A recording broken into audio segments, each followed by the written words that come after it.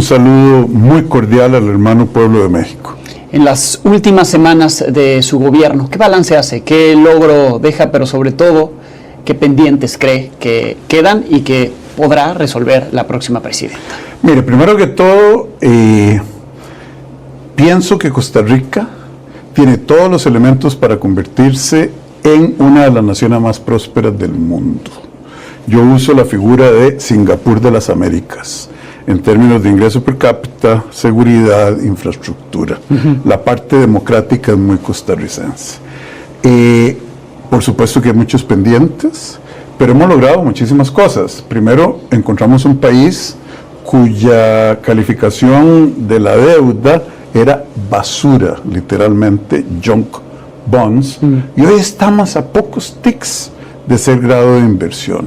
Encontramos un país absolutamente endeudado. Hemos bajado la deuda pública 8 o 10 puntos del PIB en solo 4 años. Eso verdaderamente tiene mucho mérito. Y además, Alejandro, algo que es el santo grial de la política económica. ¿Cómo hacer que una sociedad crezca rápido, reduzca la inflación, aumente el empleo, reduzca el desempleo y a la vez reduzca la pobreza y mejore la distribución del ingreso, mientras se baja la deuda y se construye más infraestructura que nunca? Yo creo que esos son un mérito enorme de este gobierno, al punto que llevó a una enorme mayoría de los costarricenses a votar por la continuidad. ¿Qué queda? Sí. Quedan las reformas que la Asamblea Legislativa actual no nos permitió hacer, porque tuvimos solo 8 diputados de 57 diputados en nuestro Congreso. ¿Qué va a lograr doña Laura Fernández, la presidenta de la continuidad? Cosas maravillosas, porque tenemos por primera vez en muchos años un Congreso mayoritario de el partido de gobierno, una excelente presidenta de la República, gente honesta, y logramos convencer al pueblo de Costa Rica que la dictadura perfecta que habían creado Liberación Nacional o el bipartidismo que llamamos nosotros, el Partido Unidad Social Cristiana y Liberación Nacional, sí, habían creado esa dictadura perfecta. Hoy el pueblo de Costa Rica ya no la acepta más.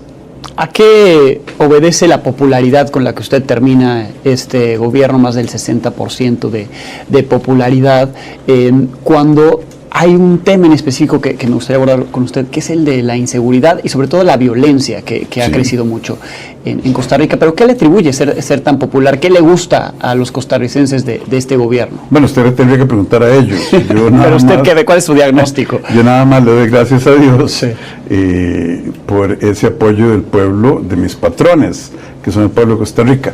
Ve, Alejandro, ahí están los resultados. Ahí hemos hablado de haber despertado a un pueblo que creía que tenía una democracia perfecta, e instituciones casi que con infalibilidad papal, los tribunales de justicia, y vino este outsider, luego de 36 años de vivir fuera del país, luego de no teniendo partido político, no teniendo dinero, y demostró que una de las instituciones más corruptas, si no la más, es el Poder Judicial de Costa Rica. Es un monstruo que tiene funciones que ningún otro Poder Judicial del mundo tiene. Ha ido creciendo como un cáncer, ahogando al resto de la sociedad y de las instituciones. Demostrar que lo que los costarricenses pensaban, yo lo voy a ser franco, como diría mi abuelo, yo hablo 3 cosas y eso le gustó al pueblo: la verdad, de frente y claro, y además a eso le ponemos el aderezo de resultados verdaderamente milagrosos, pues yo siento que por ahí podrían dar el apoyo. Un personaje disruptor, se peleó hasta con el partido que lo promovió para la presidencia y ya tiene un nuevo partido. Vea, yo uno no puede hacer cambios en la vida que valgan la pena llevando la fiesta en paz, siendo parte de la fiesta. Okay. Y aquí había una fiesta donde quien pagaba el pato y el consumo era el pueblo, para una élite, una casta codiciosa, una prensa canalla y un sistema institucional donde los mismos de siempre andaban en el cambalache. Yo volví a mi patria luego de 36 años de vivir afuera, a hacer lo posible por cambiarla, y Dios me dio la oportunidad de una presidencia absolutamente imposible vista desde antes. La complicación, y lo mencionaba, era no tener el Congreso, a la Asamblea de su lado. ¿Cree que eso frenó parte del proyecto, de lo que no se concretó? No, absolutamente. Nosotros tuvimos una Asamblea Legislativa que no hizo oposición, hizo obstrucción, circo político, y ahí están pagando las cuentas porque el pueblo se dio cuenta, valga la redundancia, de que esto era, la actuación de esta Asamblea Legislativa de los diputados era para mantener un status quo, sí, que ellos se dieron cuenta también, gracias a la claridad con que este gobierno les habló, que era un sistema montado para pocos y montado sobre las espaldas de las clases de la sociedad civil. Me habla de esta postura de los congresistas, del Poder Judicial, los obstáculos que enfrentó en estos años. El otro yo le pondría nombre, que es violencia o crimen organizado. Sí. ¿A qué se le atribuye el crecimiento? Hay índices mayores, más de 16 homicidios por cada 100.000 habitantes, la tasa que tiene este país, un país que, pues usted dice, el Singapur de Latinoamérica debería de convertirse, pero era considerado el Suiza de Latinoamérica en términos de seguridad. ¿A qué se le atribuye este crecimiento de la violencia? Mire, se atribuye a un fenómeno global donde combatientes no estatales se han armado y compiten a nivel internacional por el tráfico de drogas. México, lamentable, un país tan hermoso al que yo personalmente quiero muchísimo, es un ejemplo de esa violencia a nivel transnacional. Nosotros tenemos violencia en la distribución al detalle de las drogas y tenemos 340 organizaciones criminales. 340 pequeñas, sí, no son los carteles de México, que compiten por el mercado al detalle. ¿Es un mercado de consumo interno o es tráfico? No, vamos a ver, hay dos dimensiones de esto. Le agradezco la pregunta para permitirme clarificar. Sí.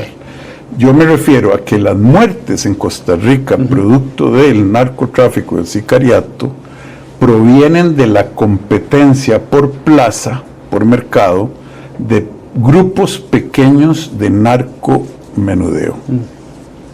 Y ellos tienen ejércitos de sicarios para competir por zonas específicas en la provincia de Punta Arenas, sí, la provincia de Limón y en San José. Entonces, son 340 grupos, más o menos 4.500 individuos, ¿verdad? Que lamentablemente las autoridades policiales que dependen del Ejecutivo, en promedio los ha detenido 85 veces. 85. A cada individuo. Y entran a una puerta rotatoria, nosotros los agarramos, se los damos al Poder Judicial, como demanda nuestra Constitución. Lo sueltan. Lo sueltan inmediatamente y la oposición nos culpa a nosotros. Sí. Entonces, ¿cuál es el problema fundamental? Que tenemos un marco legal que dan, como dijo alguien por ahí, abrazos a quienes pegan balazos. Y un poder judicial que es o excesivamente complaciente, porque su corazoncito, pobrecito, los criminales. Hay un personaje famoso aquí, una diputada, que dijo que los asesinos eran víctimas de la sociedad. Vean el nivel de demagogia que ha llegado a esto. Y un marco legal que no permite detener a estos individuos y mantenerlos guardados. Estamos construyendo un centro de alta contención, como la cárcel de El Salvador. ¿Cómo van con ese proyecto? Va como un hongo creciendo, etcétera. Pero, ¿cuál es el problema? Vamos a tener que cambiar las leyes para que permitamos mantener a esos individuos en la cárcel donde deben estar, y vamos a tener que reformar el Poder Judicial. Y ahí está la gran bronca, como le decimos en nuestro país. De hecho, yo voy a vetar, apenas llegue a mi escritorio, una ley de ejecución de la pena, donde un juez, ¿verdad?, puede anular todas las decisiones de los tribunales que condenaron a un tipo y decirle, váyase para su casa, porque pobrecito usted está con depresión en la cárcel, o darle medidas. Y usted sabe que los criminales dicen plata o plomo. Y los jueces en Costa Rica, al darles esa discreción, son objeto de la extorsión, de la amenaza o de la corrupción. Entonces esto es pro-criminal, contrainstitucional, pero sobre todo contra el pueblo de Costa Rica. Entiendo el proyecto para meter a la cárcel y que estén el tiempo suficiente ahí. Entiendo que también la presidenta electa tiene ahí un plan para que las penas aumenten, ser más punitivos, mano dura, para quienes ya delinquen. Pero ¿cómo evitar que más personas se integren a las filas de estos grupos criminales, sacarlos de esa posibilidad? Mire, eso es, como dijo el presidente Bukele, en una visita que tuvo aquí en Costa Rica. Usted le está hablando de presidente de hace 20 años, o de hace 30 años. Un hombre que le pega 3, 4 balazos a una mujer embarazada. ¿Ya no tiene remedio? Y a la niña de la mujer embarazada, ya no tiene remedio. Pero quienes no se han involucrado, quienes no se han inmiscuido. Ahí volvemos. Vea, todo ser humano, yo soy economista, no me echen la culpa, esa es la broma que hago yo, no es culpa mía. Todo ser humano, en promedio, hace cálculos más o menos racionales. Entonces dice, un muchacho joven de 16, 17 años, se fija que él no tiene oportunidad de ir a la universidad porque nació en un barrio muy pobre, de tal vez una mujer adicta y quién sabe qué miles de cosas malas alrededor de él, y dice, fíjate en aquel que anda con las cadenas de oro, en la motocicleta, gasta dinero y con las muchachas. Les ofrece algo mejor que la vida que ellos tienen ya. ¿Y el riesgo para mí cuál es? ¿Terminar en la cárcel o que me maten? Bueno, aquí la gratificación inmediata. ¿Qué es lo que tenemos que hacer? ¿Qué es lo que estamos haciendo, Alejandro? Hemos crear oportunidades para que haya una alternativa. Mejorar los beneficios de una vida honesta y aumentar los castigos y penas de una vida deshonesta. Está clara la decisión. Por eso hemos creado en un país tan pequeño 21,000 bachilleres bajo un programa de empleabilidad. Gente que no tenía ninguna opción laboral porque ni siquiera tenía bachillerato colegio. Estamos reduciendo el desempleo a un nivel que nunca Costa Rica en su historia había visto tan bajo. La economía pasó de ingreso medio a ser una de las economías de ingreso alto, a competir en todas las variables con los países de la OCDE, incluyendo nuestro querido México. Entonces, eso es claro, pero eso lleva tiempo. Hay que reformar, hay que remodelar la casa, sí, pero la cocina está en fuego. ¿A dónde se enfoca usted? Si hay esta disputa por el territorio, por el tema del narcomenudeo, quiere decir que hay un mercado. ¿Cómo se frena ese mercado? ¿Quiénes son los consumidores? ¿Es un asunto de salud pública, de más estrategia para evitar el consumo interno, o porque vienen turistas, como pasa en muchos destinos de México, y encuentran un mercado que les ofrece, además del atractivo visual, la diversión, la droga? Mire, es todo lo que usted mencionó. Obviamente hay consumo local. El crack es comparativamente barato. Costa Rica se convirtió en un país de ser exportador neto de marihuana a ser un país importador neto de marihuana en cantidades grandes. ¿Quiénes lo consumen? niveles bajos de bajo ingreso y baja educación, consumen crack, hay bunkers, le llaman así, lugares donde van a consumir esa droga, existe el mercado de extranjeros y ya para drogas como la cocaína, que se consume poco en el país relativo a lo que reexportamos, que es otro tema que deberíamos hablar, pues es un mercado diverso y en el que se mueve mucho dinero. ¿Castigar el consumo o legalizarlo? Mire, la marihuana yo creo que yo propuse legalizarla. Sí. Gastamos muchos recursos policiales y carcelarios en algo que yo no apruebo ni practico, pero volvemos a lo mismo. ¿Cuáles son las prioridades de los recursos escasos de un gobierno que está recuperándose del desastre económico que me heredó mi antecesor y otros antecesores y los predecesores de él, a tener que tomar decisiones difíciles? Y nosotros presentamos un proyecto de ley para legalizar el consumo recreativo y no lo rechazaron. Y despenalizar también, aunque en la práctica está despenalizado, pero ya hacerlo claro. Bien.